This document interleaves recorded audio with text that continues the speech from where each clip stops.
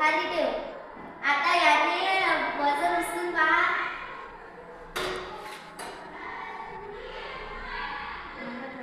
खाली ठेव. तुला कोणत्या वेळेस वजन उचलायला भारी वाटले?